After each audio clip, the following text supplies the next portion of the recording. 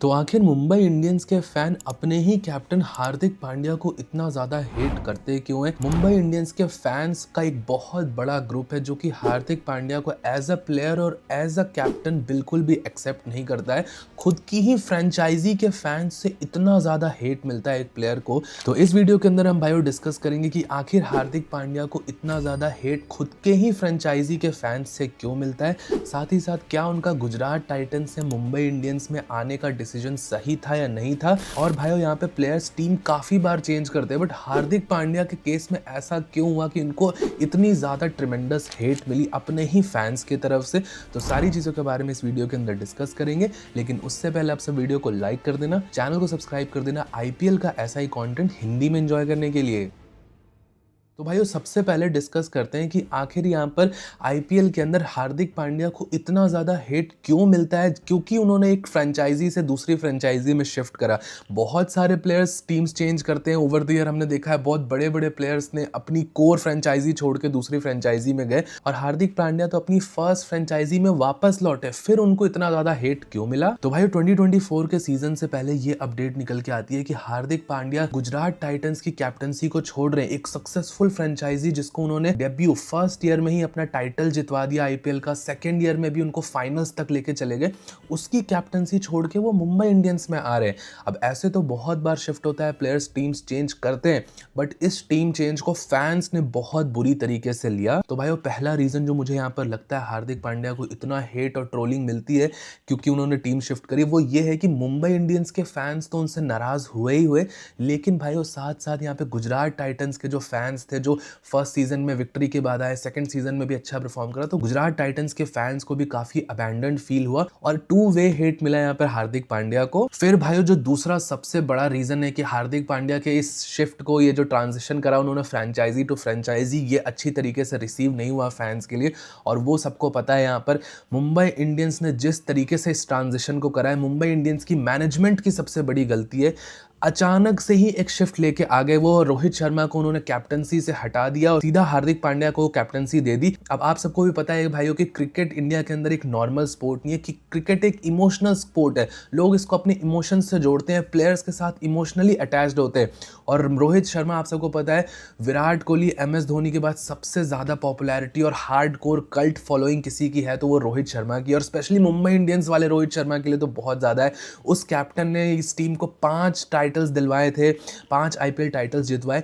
उस टीम के कैप्टन को कोई अच्छा फेयरवेल नहीं मिला, कोई ऐसी यहाँ पर सेरेमनी नहीं की गई, उसको सीधा एक सीजन में एक पेपर नोटिस आता है कि हार्दिक पांड्या अब आपके नए कैप्टन होने वाले हैं, आपको प्लेयर की तरह खेलना है तो खेलो, वरना वो भी ड्रॉप कर दिए जाओगे। और ये नैरेटिव ऑलरेडी चल रहा था और बची कुछ कसर जो थी वहां पर इंडियन मीडिया ने पूरी कर दी। ऑब्वियसली इंडियन मीडिया चीज़ों को बढ़ा चढ़ा के बताती है, उसने हार्दिक के अगेंस्ट इतनी सारी पोस्ट बताई, रोहित शर्मा को यहाँ पर एक इमोशनल एंगल देके हार्दिक पांड्या के अगेंस्ट इतनी न्यूज़ चली गई कि लोग ऑलरेडी जो नाराज थे वो हार्दिक पांड्या को ही विलन बनाने लग गए। इवन दो सेलेक्टर्स का डिसीजन हुआ होगा, मुंबई इंडियंस की हायर मैनेजमेंट ने डिसीजन लिया होगा हार्दिक को कैप्टन बनाने का, रोहित शर्मा को हटाने का, बट सारा यहाँ पर जो ब्लेम था वो हार्दिक पांड्या के ऊपर चला गया। और भाइयों 2024 में एक और बहुत बड़ी चीज हुई यहाँ पर, हार्दिक पांड्या की किस्मत उस साल सबसे ज्यादा खराब थी, क्योंकि 2024 में जब उन्होंने कैप्टनसी का चार्ज लिया रोहित शर्मा से, उस सीजन मुंबई इंडियंस का सबसे वर्स्ट परफॉर्मिंग सीजन था। लास्ट आई टीम, जो टीम हर साल यहाँ पर कंसिस्टेंटली एक पावर हाउस मानी जाती थी,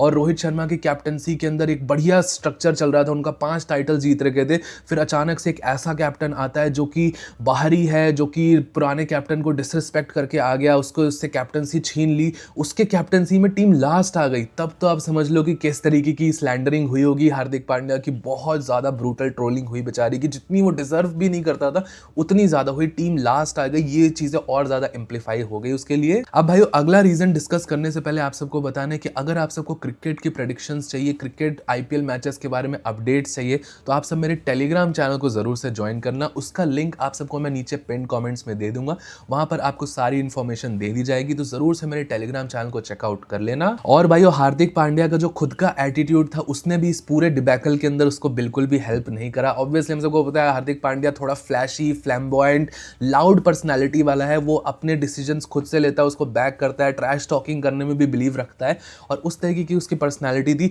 तो गुजरात टाइटंस में जब तक उसकी वो पर्सनैलिटी थी, लोगों ने बहुत ज़्यादा उसको रिसीव करा कि एक नई टीम है, एक अंडरडॉग टीम है, उसको यहाँ पर लीड कर रहा है एक फ्लैम्बॉयंट लीडर। लेकिन एमआई के साथ वो सेम चीज़ नहीं थी। एमआई ऑलरेडी एक बहुत स्ट्रक्चर्ड हाउस था, एक बहुत बड़ी फ्रेंचाइजी थी।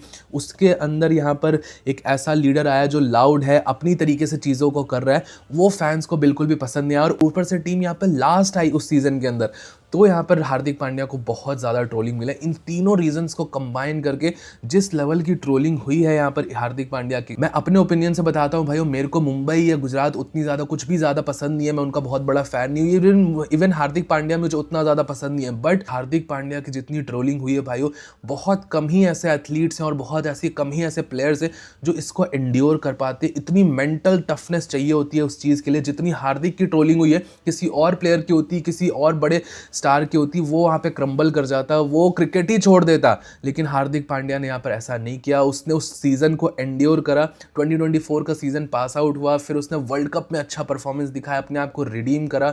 काफ़ी सारे लोगों, मुंबई इंडियंस के फैंस की भी काफ़ी ज़्यादा ट्रोलिंग हुई उस टाइम पे कि उन्होंने अपने ही प्लेयर को, अपने इंडियन प्लेयर को इतना ज़्यादा ट्रोल किया और उसने वर्ल्ड कप में इतना अच्छा परफॉर्मेंस दिखाया। फिर 2025 वाले सीज़न में मुंबई इंडियंस 4th फिनिश करी। बट देन अगेन भाइयों, 2026 का जो सीज़न अभी चल रहा है, मुंबई इंडियंस 9th पोजीशन पे और इस साल भी लास्ट फिनिश कर सकती है।